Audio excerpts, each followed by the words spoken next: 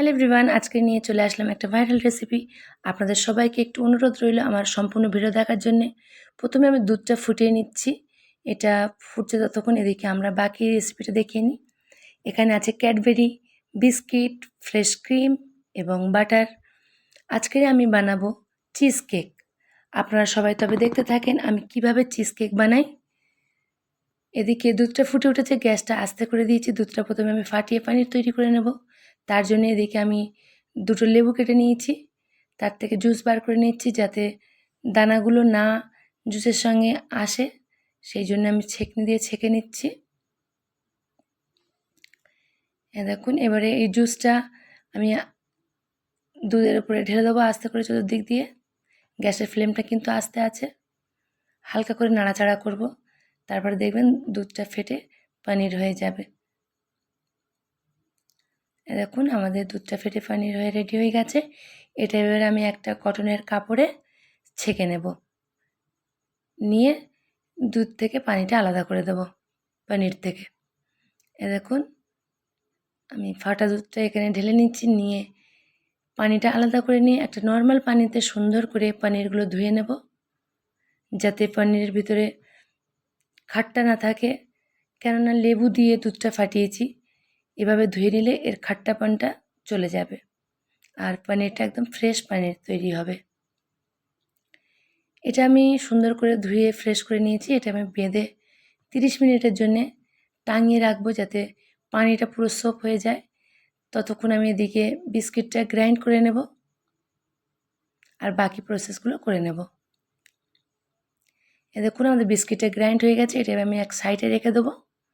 তারপরে এদিকে আমি বাটারটা একটু মেল্ট করে নেব হালকা গ্যাসে।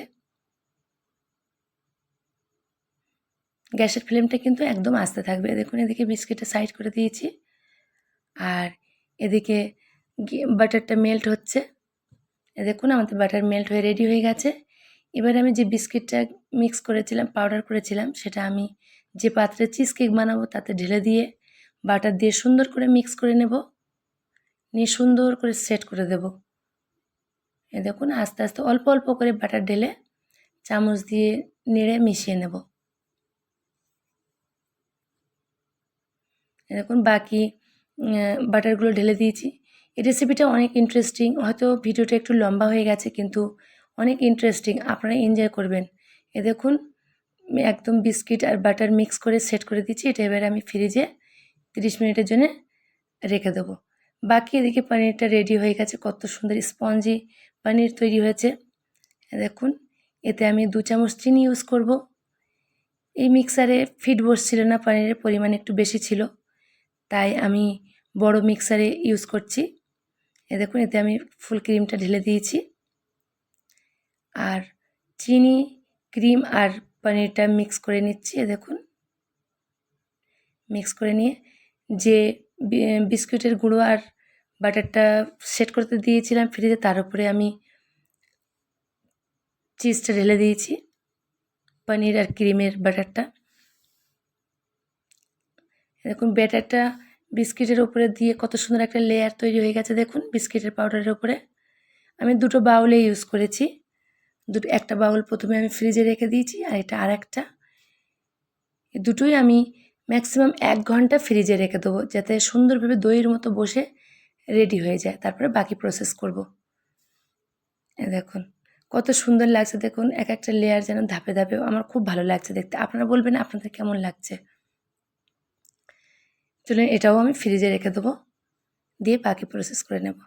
এদিকে যে পাত্রে আমি বাটারটা মেল্ট করেছিলাম তাতেই আমি ক্যাডবেরি মেল্ট করব।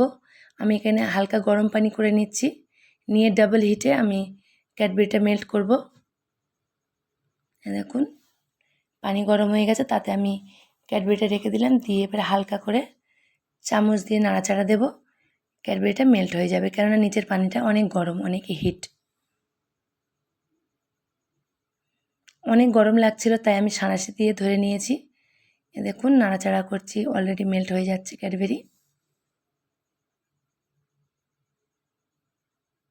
দেখুন আমাদের ক্যাডবেরিটা মেল্ট হয়ে গেছে। এদিকে চিজ কেকটাও 1 ঘন্টা হয়ে গেছে ফ্রিজে রেখে। এবারে আমি ক্যাডবেরিটা এতে ঢেলে দিয়ে সুন্দর করে চামচ দিয়ে চতুর্দিকে ছড়িয়ে দিয়ে সুন্দর করে সেট করে নেব। নিয়ে তারপরে 20 থেকে 30 মিনিট ফ্রিজে রেখে দেবো যাতে ক্যাডবেরিটাও সুন্দরভাবে সেট হয়ে যায়। চলুন তবে দেখে নিই পরিবেশন করার পরে। এটা আমি ম্যাক্সিমাম 20 মিনিট রাখবো। এই দেখুন কত সুন্দরভাবে সেট হয়ে গেছে দেখুন। দেখুন আমাদের চিজ কেক রেডি হয়ে গেছে। আমরা একটা বাউলের চিজ কেক আনসাকসেসফুল হয়েছি, একটাই কিন্তু সাকসেসফুল হয়েছি।